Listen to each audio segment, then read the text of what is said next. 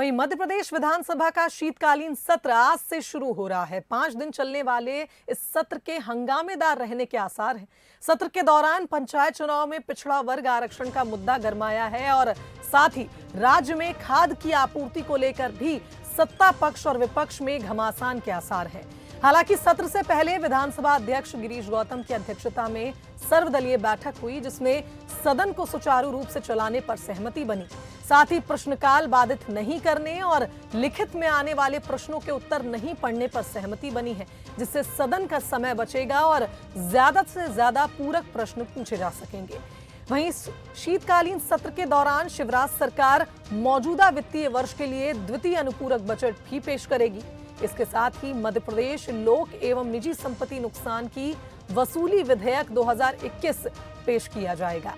सत्ता पक्ष और विपक्ष के सदस्यों ने कुल 1578 प्रश्न पूछे हैं, जिनके जवाब सदस्यों को विधानसभा सत्र के दौरान दिए जाएंगे।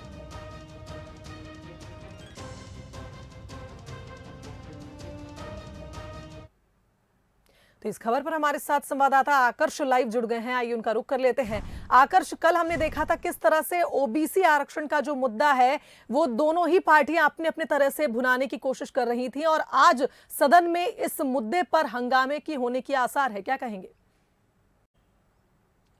जी शुभांगी, आपने सही कहा कि हंगामेदार रहने की पूरी संभावना है। जिस तरीके से ओबीसी का मुद्दा हम 3 दिनों से देख रहे हैं, गरमाया हुआ आरोप प्रत्यारोप का दौर चल रहा है। लेकिन यदि आज की बात करें तो जिस तरीके से शीतकालीन सत्र शुरू होगा, 5 दिवसीय सत्र है, और जिस तरीके से प्रक्रिया होती है, कार्य मंत्रणा समिति की सबसे पहले बैठक बुलाई जाएगी। बैठक होने के बाद जो दिवंगत आत्माएं हैं, जो राज्यसभा लोकसभा समेत जो पुण्य दिवंगत आत्माएं हैं, उन्हें श्रद्धांजलि दी जाएगी। उसके बाद सदन जो थोड़ी देर के लिए स्थगित होगा, उसके बाद राज्यपाल की अगुवाई होगी। राज्यपाल आएंगे, राज्यपाल की अगुवाई करेंगे मुख्यमंत्री शिवराज सिंह चौहान, नेता प्रतिपक्ष कमलनाथ, विधानसभा अध्यक्ष गिरीश गौतम, संसदीय कार्य मंत्री नरोत्तम मिश्रा समेत जो तमाम वरिष्ठ नेता वरिष्ठ लोग हैं, वो यहाँ पर उनकी अगुवाई करेंगे। और उसके बाद जो है सदन स्थगित कर दिया जाएगा। पहले माफ़ी चाहूँगा, उसके बाद जो है राज्यपाल की अभिभाषण होगा और उसके बाद जो है आज की कार्रवाई स्थगित कर दी जाएगी। लेकिन 5 दिन का जिस तरीके से सदन रहेगा, उसके बाद जो है अनुपूरक बजट इसमें पेश किया जाएगा।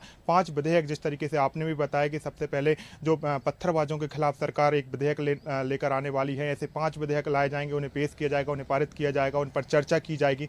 प्रश्नकाल को लेकर जिस तरीके से सबसे मेन मुद्दा है ओबीसी को लेकर, इसमें स्थगन प्रस्ताव लाने की कांग्रेस कोशिश कर रही है कि तमाम मुद्दों को अलग किया जाए, सिर्फ ओबीसी वाले मुद्दे पर अलग से चर्चा की जाए। इसके लिए अलग से वो स्थगन प्रस्ताव ला सकती है कांग्रेस, उस पर चर्चा करने की बात कर रही है। जिस तरीके से खाद की बात हो, बेरोजगारी की बात हो, महंगाई की बात हो, कोरोना की बात हो, इन तमाम मुद्दों पर जो है विपक्ष सत्ताधारी पार्टी को घेरने की कोशिश करेगी। इसके साथ ही इसी के चलते हम कह सकते हैं कि जो शीतकालीन सत्र है वो हंगामेदार रहने की पूरी संभावना जताई जा रही है। लेकिन इसी के साथ गिरीश गौतम जो विधानसभा अध्यक्ष है, उन्होंने एक जो पुस्तिका है वो भी लाई थी कि जिस तरीके से गर्मियां बनी रहे विधानसभा की, इसको लेकर शब्दों का सही प्रयोग हो, शिष्टाचार सही हो, इसको लेकर कल उन्होंने सर्वदलीय बैठक भी बुलाई थी कि 5 दिवसीय जो सत्र चल रहा है उसमें जो मुख्य मुद्दे हैं, जनता से जुड़े हुए मुद्दे हैं, उन पर चर्चा की जाए। यही कारण है कि जो 5 दिवसीय जो सत्र है काफी महत्वपूर्ण माना जा रहा है। लेकिन इसमें हंगामे की भी पूरी संभावना जताई जा रही है, क्योंकि ओबीसी का मुद्दा